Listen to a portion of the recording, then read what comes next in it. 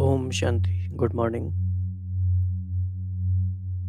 इस समय सारी ही दुनिया, सबके मन में बहुत सारे प्रश्न हैं। आने वाला समय क्या होगा, क्या होने वाला है। और न सिर्फ सारी दुनिया के मन में है प्रश्न हैं, लेकिन कुछ कुछ बाबा के बच्चों के मन में भी प्रश्न हैं। और प्रश्न होते ही हैं कभी ना कभी। बाबा मुरली के माध्यम से टाइम टू टाइम उनको आंसर भी करते हैं। तो आज की मुरली बहुत इम्पोर्टेंट इसीलिए भी है कि ये कई सारे ऐसे प्रश्नों का जवाब देती है, दुनिया वालों के लिए भी और हमारे लिए भी। तो गोल्डन जुबली जब बनाई जा रही थी यज्ञ की 1986 में, जब यज्ञ को 50 वर्ष हुए थे, तो वो एक बहुत खास विशेष ईयर था। और बाबा ने काफ़ी गंभीर इशारे समय के बारे में उस समय दिए। तो जिन्होंने उन इशारों को समझा, उन्होंने अपने पुरुषार्थ की दिशा और दशा चेंज की। और लेकिन हम सभी को मौका मिला है कि हाँ, हम आज इस मुरली को पढ़ें। तो निश्चित ही हमारे पुरुषार्थ में ये एक लैंडमार्क मुरली होनी चाहिए, एक नई दिशा देने वाली, एक नया टर्निंग पॉइंट देने वाली। आज की मुरली में क्या क्या बाबा ने बताया है। सबसे पहली बात बाबा ने जो बार बार एम्फेसाइज की है वो ये है कि जो नई दुनिया आने वाली है, स्वर्णिम दुनिया जो आने वाली है, वो निश्चित है, अटल है, भावी है, वो होना ही है। क्यों होना है, बाबा ने उसके बारे में विस्तार से बताया है। तो सबसे पहली बात है, बाबा ने कहा कि बाबा समर्थ बच्चों को देख रहे हैं। क्यों हैं हम समर्थ बच्चे? क्योंकि हमने दुनिया का सबसे बड़े से बड़ा समर्थ कार्य हाथ में लिया है। So this is the biggest contract in the world कि हम कलयुग को सत्युग में परिवर्तन कर दें, युग ही परिवर्तन कर दें। This is the biggest task in hand. लेकिन यह कार्य हुआ ही पड़ा है और भावी अटल है। ये संकल्प हमें अपने मन में आज इतनी बार और इतना पावरफुल इंटेंसिटी से लेकर आना है कि उसके वाइब्रेशंस चारों ओर जाए। और अगर कुछ आत्माओं के मन में कन्फ्यूज़न भी है, अगर कुछ भाई बहन, बीके भाई बहन भी ऐसे हैं जिनको कमज़ोर संकल्प है ये, तो वो भी पावरफुल हो जाए। तो इसका रिपल इफेक्ट चारों ओर जाना चाहिए कि कार्य हुआ ही पड़ा है और यह भावी अटल है। क्यों अटल है, ये भी इम्पोर्टेंट बात है। क्यों है ऐसा अटल निश्चय? क्योंकि ना तो ये किसी आत्मा का कार्य है, ना किसी ये महात्मा का कार्य है, ना किसी धर्म गुरु का कार्य है, ना ही किसी राजनेता का यह प्लान है। ये डायरेक्ट परमात्मा का कार्य है। The creator himself has this plan to transform this world, so it is inevitable. तो बाबा ने फिर कहा कि आपको स्वर्णिम दुनिया का और स्वर्णिम सूर्य दिखाई दे रहे हैं। आप देख सकते हैं अपनी आंखों के सामने भी तीसरी आंख से। लेकिन दुनिया वालों के सामने क्या है? विनाश की काली घटाएं हैं, जिसमें अनसर्टेनिटी है, इनसिक्योरिटी है, कन्फ्यूजन है, केओस है। लेकिन हमारे सामने क्या है? स्वर्णिम दुनिया है, स्वर्णिम सूर्य है। तो बाबा ने फिर कहा कि संपूर्ण बाप और संपूर्ण स्टेज आपकी, ये आपका आह्वान कर रहे हैं। तो ये बहुत अच्छा विज़न है मेडिटेशन की प्रैक्टिस के लिए भी। संपूर्ण बाप हमें बुला रहे हैं और हमारी संपूर्ण स्टेज हमें बुला रही है। फिर बाबा ने कहा कि जैसे मन मना भव का महामंत्र याद है, वैसे ही एक और समर्थ मंत्र याद रखना है। वो है, हम फरिश्ता सो देवता बने के बने। आजकल जैसे शिवानी दीदी जी बहुत बार ये बात बताती हैं अपनी क्लासेस में। लेटेस्ट उन्होंने 3 दिन पहले भी बताया। हमें ये संकल्प बार बार अपने मन में लेकर आना है कि मैं एक सतयोगी आत्मा हूँ, मैं एक सतयोगी आत्मा हूँ। तो इसमें यह बात भी आ गई कि हम फरिश्ता सो देवता हैं। तो बाबा ने कहा कि नए जीवन में, नए युग के 1 नंबर में आओ। 111, इसमें मज़ा है। अगर एक दिन की भी पीछे डिले करके आते हैं, एक दिन भी लेट हो जाते हैं, तो उसे 111 नहीं कहेंगे।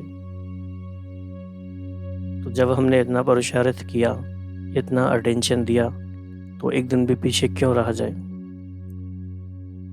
फिर बाबा ने बहुत ही पावरफुल ड्रिल्स के कुछ अभ्यास हमें बताए हैं। हालांकि बाबा ने डायरेक्टली उनको ड्रिल शब्द नहीं कहा, लेकिन बाबा जब ब्रह्मा बाबा के बारे में बता रहे थे तो एक तरह से वो अभ्यास है। 1 सेकंड में कैसे चक्कर लगाना है परम धाम का, सूक्ष्म वतन का, और कैसे 1 सेकंड में समेटने की शक्ति का प्रयोग करना है। तो ये दोनों बहुत ही विशेष अभ्यास बाबा ने आज कराए हैं, इन पे भी हम ध्यान देंगे। और आज का वरदान भी बहुत प्यारा है। वह ड्रामा वह की स्मृति होगी तो क्या क्या होगा, इसके बारे में भी नज़र डालेंगे। और क्या है आज की मुरली में।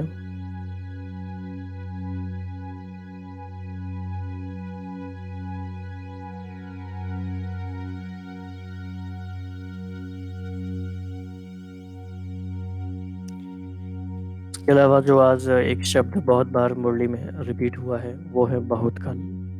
तो बहुत काल जो शब्द है वो बहुत बार आया है। तो बहुत काल की सीमा समाप्त हो रही है। ये बहुत सूक्ष्म टॉपिक है, इसको समझने के लिए थोड़ा अलर्ट होना पड़ेगा आपको। क्या मतलब है इसका। इसका मीनिंग ये हो सकता है कि टोटल टाइम के हिसाब से, संगम युग के हिसाब से देखा जाए तो अगर 1986 से पहले हम आए इस सृष्टि पे और हमने पुरुषार्थ शुरू किया, हमें वो मौका मिला, तो बहुत काल का पुरुषार्थ कहलाया जा सकता है।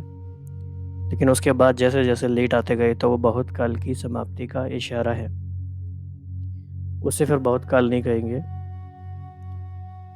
इसमें एक बात ये समझना है कि पुरुषार्थ का बहुत काल अलग है और सृष्टि परिवर्तन का हिसाब अलग है। इस पॉइंट का क्या मीनिंग है। इसका मतलब ये है कि सृष्टि परिवर्तन कब होगी, और जब होगी तो क्या तब तक हम पुरुषार्थ करते रहेंगे, ऐसा नहीं है। दोनों बातों को समझना है। लेट से एज्यूम कर लेते हैं कि सृष्टि का परिवर्तन होना है 20 साल बाद, तो हम ये नहीं कह सकते कि पुरुषार्थ का समय भी 20 साल है अभी। दोनों बातें सेम नहीं है। हो सकता है पुरुषार्थ का समय हमारे पास सिर्फ 6 महीने हो सकता है सिर्फ 1 साल हो सकता है सृष्टि परिवर्तन का 10 साल हो। तो दोनों बातें डिफरेंट हैं। फिर बाबा ने कहा कि बहुत काल का व्यर्थ और अयथार्थ का जो खाता है वो अभी समाप्त करना है। और ये बिल्कुल एक बहुत ज़रूरी सब्जेक्ट है, लगभग सबकी लाइफ में ये हो जाता है। बहुत काल के व्यर्थ का खाता और अयथार्थ का खाता नेगेटिव नहीं है, लेकिन व्यर्थ बहुत है, इनएक्यूरेट चीज़ें हैं, जो आवश्यक नहीं है वो हम क्यों कर रहे हैं। फिर बाबा ने कहा कि समय परिवर्तन हो रहा है। ये एक ऐसा संकल्प है कि अगर हमारे मन में छप जाए, हमारा पुरुषार्थ बहुत फोकस्ड हो सकता है। समय परिवर्तन हो रहा है, ये दृश्य हम देख सकते हैं अपनी तीसरी आंख से, पूरी दुनिया भर में क्या क्या हो रहा है। समय परिवर्तन हो रहा है हर जगह, ब्राह्मण संसार में भी, लौकिक में भी। इस बदलते हुए परिवर्तन के समय में हमें क्या करना है। तो फिर बाबा ने कहा कि हमें अपनी स्मृति को, बहुत काल की स्मृति को स्वतः और सहज बनाना है। अब पुरुषार्थ में स्ट्रगल नहीं होना चाहिए, बार बार भूला बार बार याद किया, ये नहीं होना चाहिए। हर समय स्वतः और सहज स्मृति होनी चाहिए। फिर बाबा ने 4 बातों की लिस्ट बताई कि कौन कौन सी मोह की बातों में हम फंस जाते हैं। ये काफ़ी इंटरेस्टिंग लिस्ट है, ये भी देखेंगे। फिर बाबा ने फाइनली कहा कि पॉइंट्स तो हैं, ज्ञान के पॉइंट्स तो बहुत हैं, लेकिन अब सार क्या है, पॉइंट बनो। So the point is that कि बी अ पॉइंट, पॉइंट बनना है।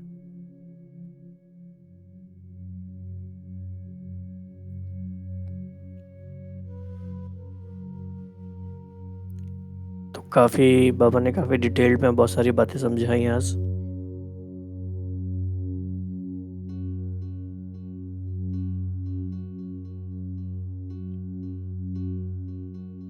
तो 4 प्रकार के मोह की बातें होती हैं। पहला है स्व की प्रवृत्ति, अपनी ही लाइफ में लगे रहना। दूसरा है दैवी परिवार की प्रवृत्ति, इसमें भी बहुत समय कई भाई बहन देते थे। तीसरा है सेवा की प्रवृत्ति। चौथा है हद के प्राप्तियों की प्रवृत्ति। इन चारों ही बातों से निकलने का या फिर समेटने का समय है।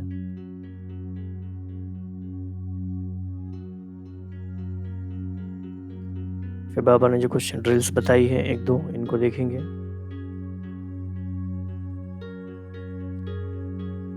तो बहुत ही खजानों से भरी हुई काफ़ी गहरी गहरी बातों को रिवील करने वाली आज की मुरली है। तो आप सभी डायरी पेन तो हमेशा लेके ही बैठते होंगे ताकि आप मुरली में इम्पोर्टेंट पॉइंट्स को नोट कर सकें। भले ही एक एक दो दो शब्द नोट करें, लेकिन वो ज़रूरी है। तो शुरू करेंगे। आज समर्थ बाप अपने समर्थ बच्चों को देख रहे हैं। जिन समर्थ आत्माओं ने सबसे बड़े से बड़ा समर्थ कार्य विश्व को नया विश्व बनाने का दृढ़ संकल्प किया है,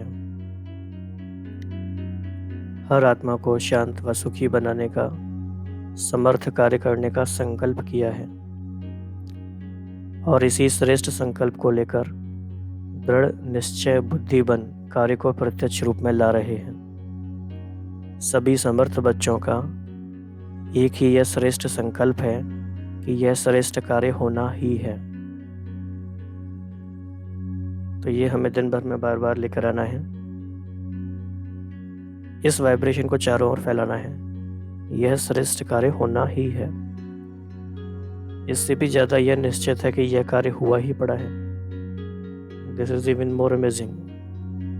यह कार्य हुआ ही पड़ा है। सिर्फ कर्म और फल के पुरुषार्थ और प्रारब्ध के निमित्त और निर्माण के कर्म फिलोसफी के अनुसार निमित्त बन कार्य कर रहे हैं। तो कार्य तो हुआ पड़ा है, लेकिन क्योंकि जो यूनिवर्सल लॉ है कर्म और फल का, उसके अकॉर्डिंग बस कर्म करना है और फल तो मिलता ही जाएगा। तो ये भावी अटल है, लेकिन सिर्फ आप श्रेष्ठ भावना द्वारा भावना का फल अविनाशी प्राप्त करने के निमित्त बने हुए हैं।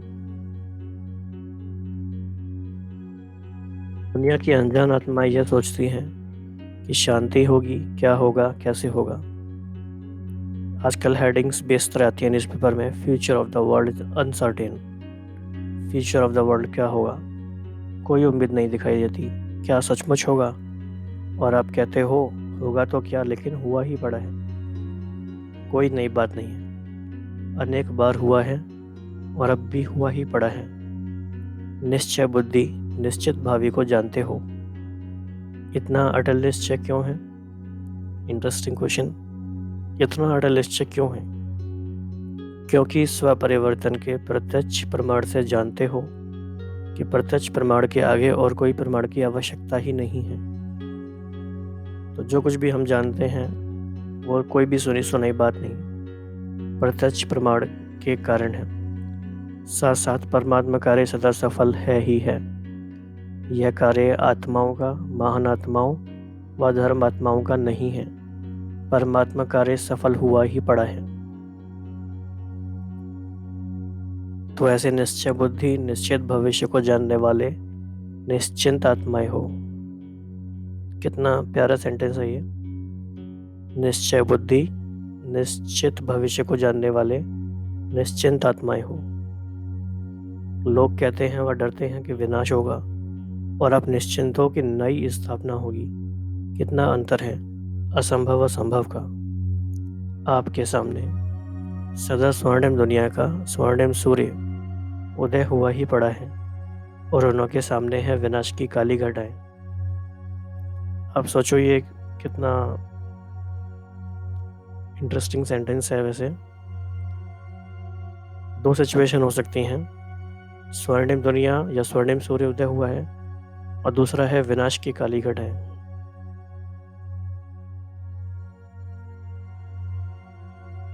अभी आप सभी तो समय समीप होने के कारण सदा खुशी के घुंघरू डाल नाचते रहते हो कि आज पुरानी दुनिया है, कल स्वर्णिम दुनिया होगी। आज और कल इतना समीप पहुंच गए हो।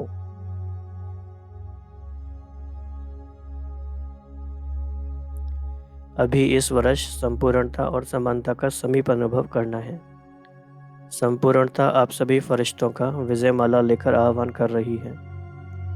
विजयमाला के अधिकारी तो बनना है ना। संपूर्ण बाप और संपूर्ण स्टेज दोनों ही आप बच्चों को बुला रहे हैं कि आओ श्रेष्ठात्माएं आओ, समान बच्चे आओ, समर्थ बच्चे आओ, समान बन अपने स्वीट होम में विश्रामी बनो।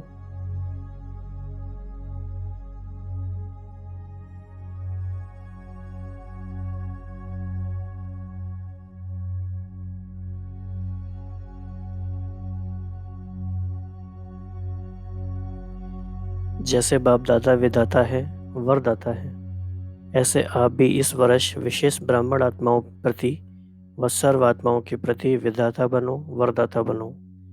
कल देवता बनने वाले हो, अभी अंतिम फरिश्ता स्वरूप बनो। तो फरिश्ता क्या करता है? वरदान बन वरदान देता है। देवता सदा देता है, लेता नहीं है, देवता नहीं कहते। वरदाता और विधाता, फरिश्ता सो देवता। अभी यह महामंत्र हम फरिश्ता सो देवता, इस मंत्र को विशेष स्मृति स्वरूप बनाओ। मन अनुभव तो हो ही गए, यह आदि का मंत्र रहा, अभी इस समर्थ मंत्र को अनुभव में लाओ। तो आज से हमें एक नया मंत्र मिल गया, फरिश्ता सो देवता। तो यह होना चाहिए, यह मिलना चाहिए, यह दोनों ही बातें देवता बनाती हैं। तो आजकल शिवानी दीदी इस बात पे भी बहुत फोकस करती हैं। आपने सुना होगा उनकी लेटेस्ट क्लास में कि हमें कुछ भी नहीं चाहिए, हमें इस दुनिया से कुछ भी नहीं चाहिए। जितनी बार बार ये एफर्मेशन हम माइंड में लेकर आते हैं तो हमारी स्थिति देवता वाली बनती जाएगी।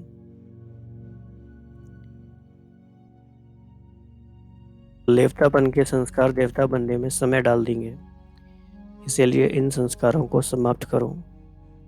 पहले जन्म में ब्रह्मा के घर से देवता बन गए, नए जन्म बन नए जीवन नए युग में 1 नंबर में आओ। संवत भी 111 हो, प्रकृति भी सतो प्रधान नंबर 1 हो, राज्य भी नंबर 1 हो। तो काफ़ी चीज़ें इसमें नंबर 1 है।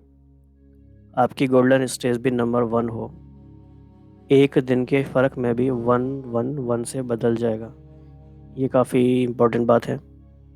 जैसे आजकल दुनिया में भी कहते हैं ना कि अगर आपके 0.1% मार्क्स भी कम आते हैं तो आपकी रैंक चेंज हो जाती है। तो उसी तरह से समझ सकते हैं इस बात को, एक दिन के फ़र्क से भी 111 चेंज हो जाएगा। अभी से फरिश्ता सो देवता बनने के लिए बहुत काल के संस्कार प्रैक्टिकल कर्म में इमर्ज करो, क्योंकि बहुत काल का जो गायन है वह बहुत काल की सीमा अभी समाप्त हो रही है। ये काफ़ी गहरा पॉइंट है, इसको बाद में भी अच्छे से रिफ्लेक्शन करना है आपको कि क्या इसका मीनिंग है। तो उसकी डेट गिनती नहीं करो। विनाश को अंतकाल कहा जाएगा, उस समय बहुत काल का चांस तो समाप्त है ही, लेकिन थोड़े समय का चांस भी समाप्त हो जाएगा। इसीलिए बाप दादा बहुत काल की समाप्ति का इशारा दे रहे हैं। फिर बहुत काल की गिनती का चांस समाप्त हो, थोड़ा समय पुरुषार्थ, थोड़ा समय प्रारब्ध, यही कहा जाएगा। कर्मों के खाते में बहुत काल खत्म हो, थोड़ा समय व अल्पकाल आरंभ हो रहा है। मान लीजिए कि अगर हमने 10 साल पहले भी पुरुषार्थ करना शुरू किया है तो वो अल्पकाल में या थोड़े काल में ही काउंट किया जाएगा, वो बहुत काल नहीं है। तो आप सोचेंगे कि ये तो सही बात नहीं है, अब हम क्या करें। थोड़ा काल तो है, लेकिन बाबा ने फिर भी, क्योंकि बाबा रहम दिल हैं, तो कुछ कुछ बातें ऐसी बताई हैं कि कैसे फास्ट पुरुषार्थ फिर भी कर सकते हो।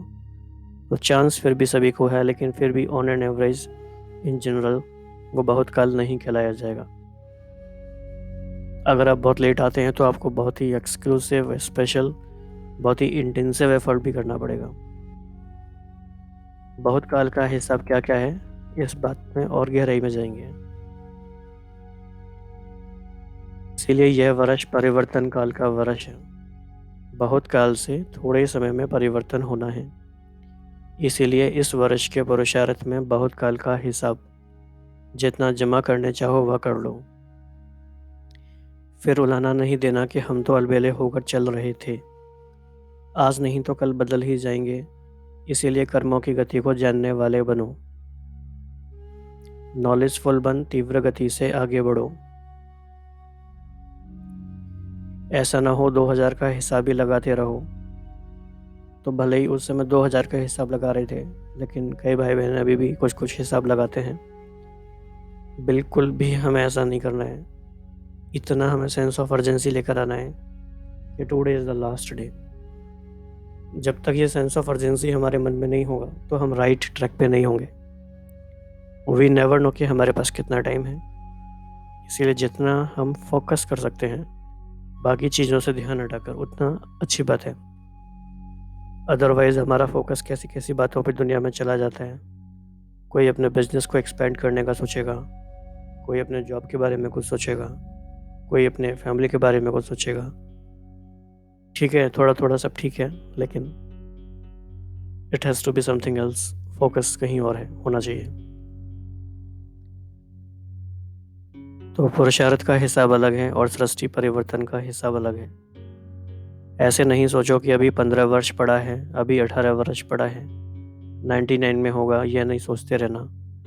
हिसाब को समझो, अपने पुरुषार्थ और प्रारब्ध के हिसाब को जान, उस गति से आगे बढ़ो। तो पुरुषार्थ हम कितना करते हैं और प्रारब्ध हमें कितनी मिलती है, उसको हमें समझना है। अगर हमें 84 जन्मों की प्रारब्ध का चाहिए तो 84 वर्ष तो हमें पुरुषार्थ करना चाहिए। मतलब 1 ईयर में 1 जन्म का तो होगा एटलीस्ट, और इतना समय किसी के भी पास नहीं होता। तो हमें बहुत फास्ट करना है। अभी नहीं तो बहुत काल के पुराने संस्कार अगर रह गए तो इस बहुत काल की गिनती धर्मराजपुरी के खाते में जमा हो जाएगी। कोई कोई का बहुत काल के व्यर्थ और यथार्थ कर्म विकर्म का खाता अभी भी है। बाप दादा जानते हैं, सिर्फ आउट नहीं करते हैं, थोड़ा सा पर्दा डालते हैं, लेकिन व्यर्थ और अयथार्थ यह खाता अभी भी बहुत है। इसीलिए यह वर्ष एक्स्ट्रा गोल्डन चांस का वर्ष है। जैसे पुरुषोत्तम युग है, वैसे यह पुरुषार्थ और परिवर्तन के गोल्डन चांस का वर्ष है।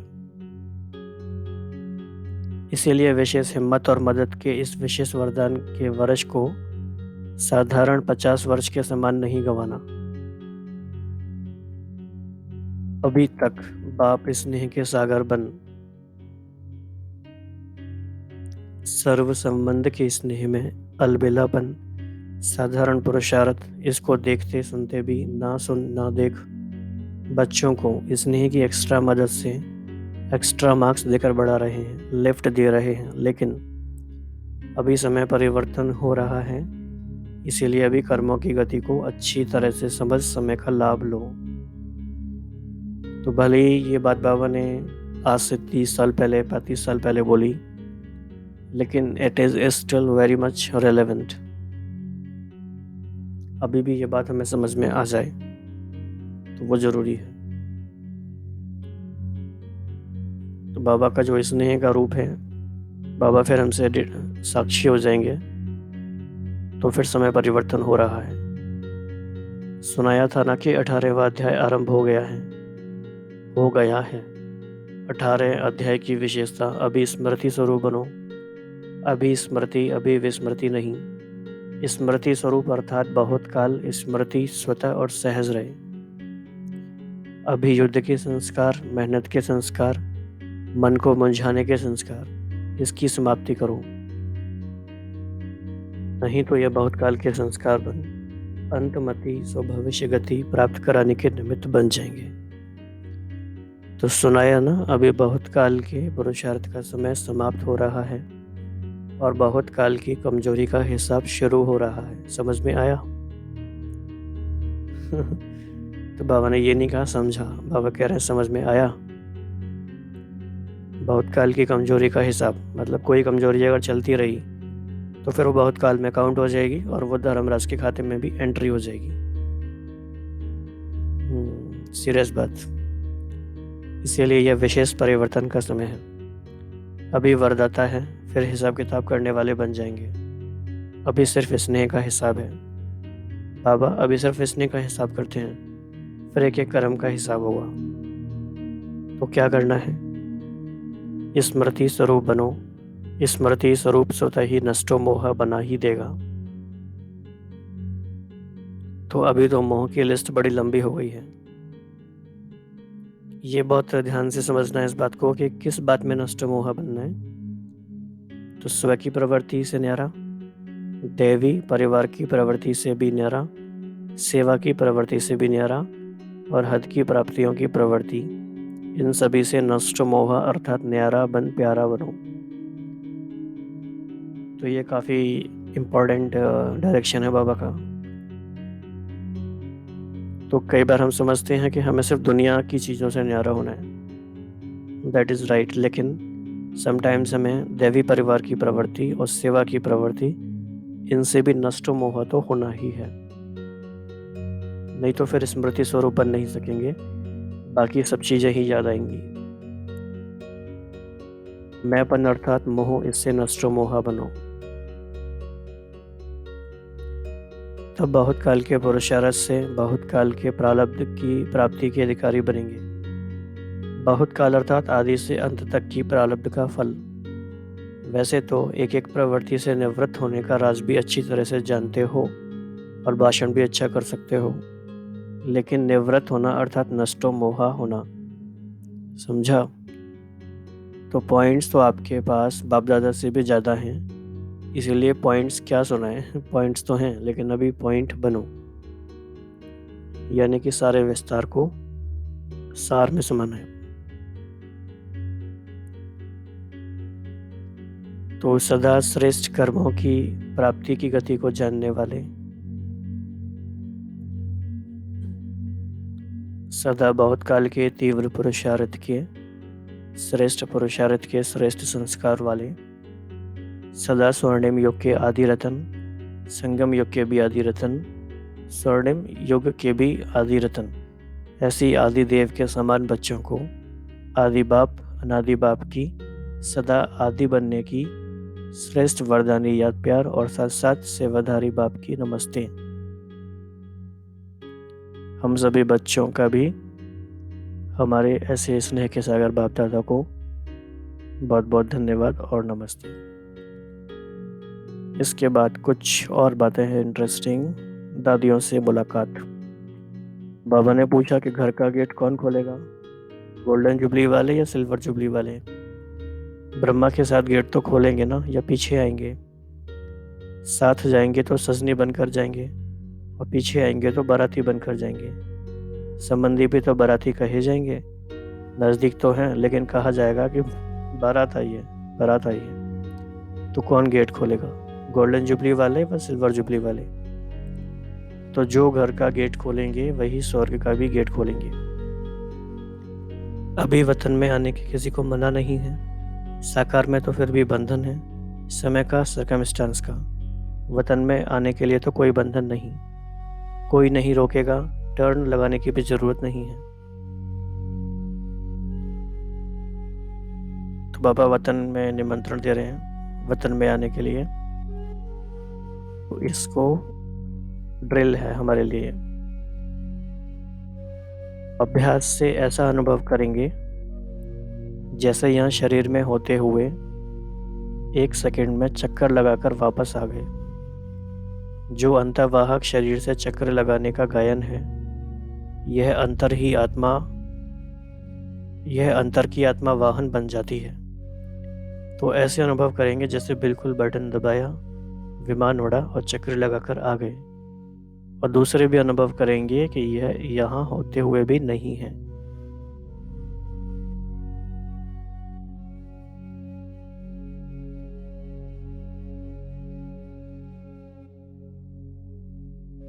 एक सेकंड में बाबा के पास चक्कर लगाने का अभ्यास, तो दिन में 6-7 बार करेंगे तो ये संस्कार बन जाएगा धीरे धीरे।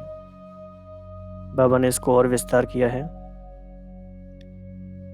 जैसे साकार में देखा ना, बात करते करते भी सेकंड में है और अभी नहीं है, अभी अभी है, अभी अभी नहीं है।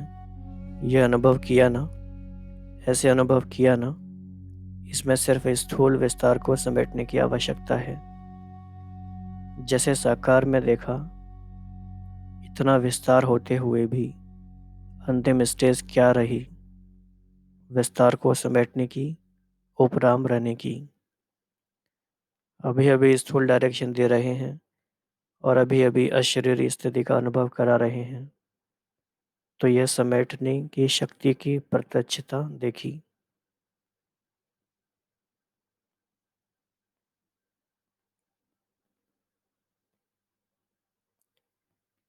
जो आप लोग भी कहते थे कि बाबा यहाँ है या नहीं है, सुन रहे हैं या नहीं सुन रहे हैं, लेकिन वह तीव्र गति ऐसी होती है जो कार्य मिस नहीं करेंगे। आप बात सुना रहे हो तो बात मिस नहीं करेंगे, लेकिन गति इतनी तीव्र है जो दोनों ही काम 1 मिनट में कर सकते हैं। सार भी कैच कर लेंगे और चक्र भी लगा लेंगे। ऐसे भी अशरीरी नहीं होंगे जो कोई बात कर रहा है, आप कहो कि सुना ही नहीं, गति फास्ट हो जाती है। तो आप ये देखो, बाबा ने कितना विशेष अभ्यास में बताया है और वर्तमान समय इसी की आवश्यकता है। कोई भी कार्य करते करते, बात करते करते 1 सेकंड में ऊपर। बुद्धि इतनी विशाल हो जाती है तो एक ही समय पर दोनों कार्य करते हैं। यह तब होता है जब समेटने की शक्ति यूज करो। अभी प्रवृत्ति का विस्तार हो गया है, उसमें रहते हुए यही अभ्यास फरिश्तेपन का साक्षात्कार कराएगा। अभी एक एक छोटी छोटी बात के पीछे यह जो मेहनत करनी पड़ती है, वह स्वतः ही ऊंचे जाने से यह छोटी बातें व्यक्त भाव की अनुभव होंगी। ऊंचे जाने से नीचापन अपने आप छूट जाएगा, मेहनत से बच जाएंगे, समय भी बचेगा और सेवा भी फास्ट होगी। नहीं तो कितना समय देना पड़ता है। अच्छा, बाबा ने फिर सिल्वर जुबली के भाई बहनों से बात करते हुए कहा कि सारे विश्व में ऊंचे से ऊंचे महायुग के महान पाठधारी युग परिवर्तक बच्चों को श्रेष्ठ सुहावने जीवन की मुबारक हो। फिर बाबा ने कहा कि बाप दादा अपने ऐसे अनुभवों के खजानों से संपन्न सेवा के फाउंडेशन बच्चों को देख हर्षित होते हैं और बच्चों के साहस के गुणों की माला सिमरन करते हैं। ऐसे लवली और लकी अवसर पर विशेष सुनहरे वरदान देते, सदा एक बन एक को प्रत्यक्ष करने के कार्य में सफल भव, रूहानी जीवन में अमर भव, प्रत्यक्ष फल और अमर फल खाने के पद्मा पदम भाग्यवान भव। और आज का बहुत ही प्यारा सा वरदान, वह ड्रामा वाह की स्मृति से अनेकों की सेवा करने वाले सदा खुशनुमा भव।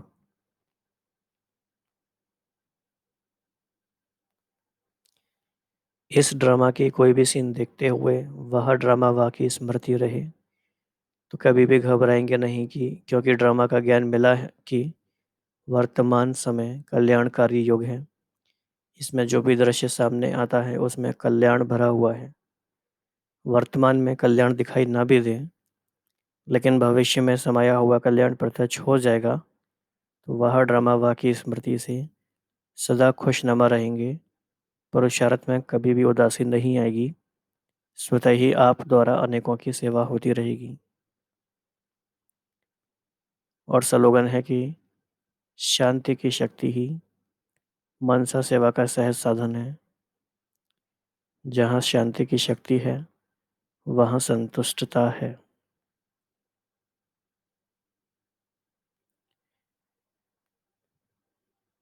तो आज की मुरली में बहुत सारी पॉइंट्स हैं इम्पोर्टेंट, और वैसे भी हमें संडे की मुरली को पूरी वीक में एटलीस्ट 3 बार रिवाइज करना चाहिए, थोड़े थोड़े समय के गैप से। करीब 2-2 दिन छोड़ के भी करेंगे तो 3 बार रिवाइज हो जाएगा, और इम्पोर्टेंट पॉइंट्स नोट करने चाहिए। तो सबसे पहली बात है कि भावी अटल है और विश्व परिवर्तन का कार्य हुआ ही पड़ा है। स्वर्णिम दुनिया आई कि आई, बल्कि यह कार्य हुआ ही है। भले ही दुनिया को विनाश की काली घटाएं दिखाई देती हैं, हमें स्वर्णिम युग का स्वर्णिम सूर्य दिखाई देता है। फिर बाबा ने बताया कि बहुत काल का जो पुरुषार्थ का हिसाब किताब है, उसे गहराई से समझना है, क्योंकि बहुत काल का समय समाप्त हो रहा था 1986 में ही। उसके बाद तो बहुत समय बीत गया अभी। तो अभी हमें बहुत ही इंटेंसिव फास्ट एफर्ट करना पड़ेगा, तब हम जो भी हमारी गैप रही है पुरुषार्थ में, पढ़ाई में, वो कवर कर सकेंगे। तो आप अभी 2-3 मिनट बाबा के सामने बैठ के, इससे पहले जो हमने ड्रिल की भी बात करी, वो भी हमें आज अभ्यास करना है। 1 सेकंड में ऊपर चक्कर लगाना है और सब कुछ कार्य करते हुए भी समेटना है। कार्य भी मिस नहीं करना है, पर समेटना भी है। तो अभी बाबा के सामने बैठ के 3-4 मिनट अपने पूरे दिन की प्लानिंग करिए, पूरे वीक में कैसे चलना है और आज की मुरली की बातों को कैसे और ध्यान में लेकर आना है। तो let us sit with Baba for another few minutes. ओम शांति।